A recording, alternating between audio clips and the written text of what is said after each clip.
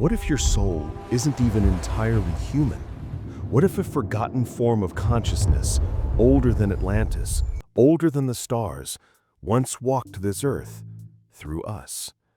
They were known by many names, but whispered within forgotten monasteries and dead languages. They were called Vastocar. And if the ancient texts were right, you might be one. This is not mythology, not religion. This is a story of erased memory, engineered extinction, and a mysterious soul type that may have seeded everything we call intelligent life. Who were the Vastocar? Why does no mainstream record speak of them? And yet monastic orders in Tibet, Egypt, and Ethiopia all describe the same being with the same powers, the same mind, and the same warning. And why, after centuries of silence, are they returning now? This is not just a documentary, it's an investigation, one that was almost never allowed to surface. In 1972, an obscure consciousness researcher named Dr. Kael Veren vanished during a solo expedition in northern Pakistan. He was studying soul signal frequencies recorded from dying monks in Ladakh, real biometric data wired to EEG devices. But before he vanished, he sent a single encrypted journal entry to a colleague at Stanford. Its first line: "They are ancient. They are returning.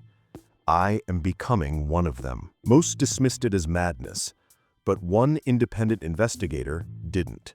Her name was Renya Talmar, former archaeologist turned esoteric researcher with a background in quantum pattern resonance.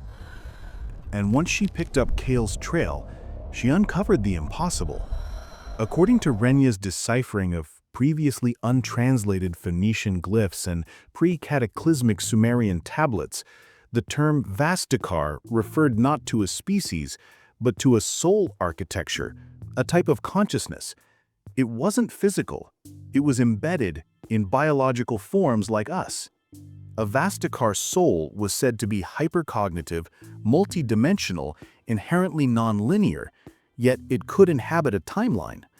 These beings were not born, they arrived. Ancient texts describe entities with minds encoded in frequency ranges that human skulls could not withstand. They could manipulate matter through thought, encode memory in stone, and seed culture with geometry alone. In Egyptian tablets hidden beneath Dakhla, they are called Thorakai Vasta, that which incarnates to repair the order of time. The Mayans painted spiral-headed beings with hands over hearts, always pointing to the sun. And Tibetan texts refer to the ones who remember before the drift.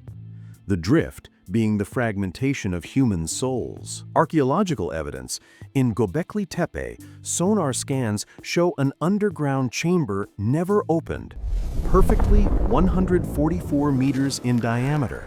144 being a Vastocar frequency value encoded in Sri Yantra diagrams thousands of years later. Linguistic crosslinks.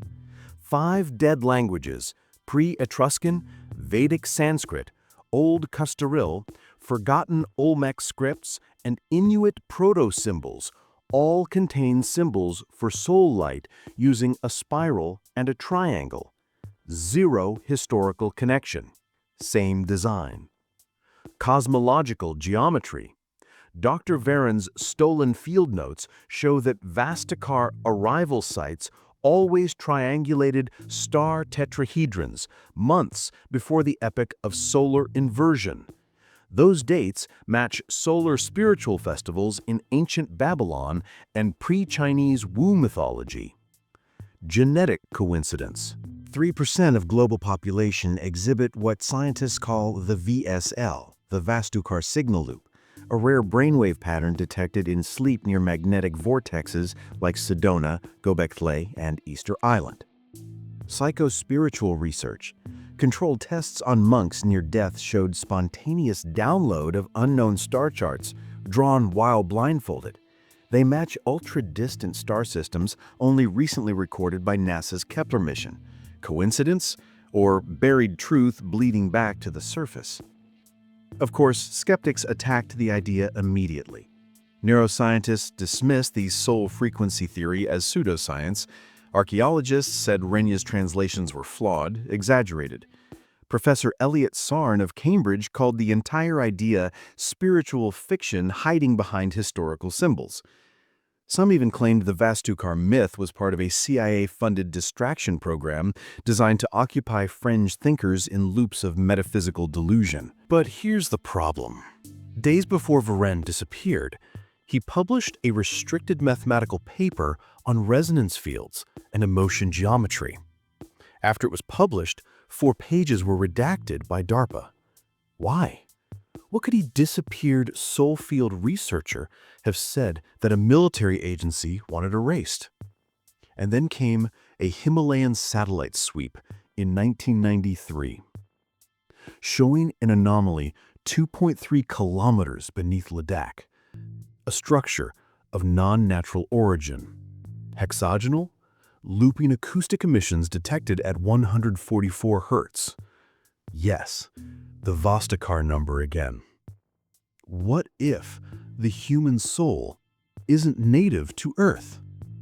What if in one epoch beyond memory, this planet was seeded as a lul farm, a multidimensional incubation system for migrating Vastocar consciousness? Ancient beings merging their essence with organic hominids, not to dominate, but to awaken new universes.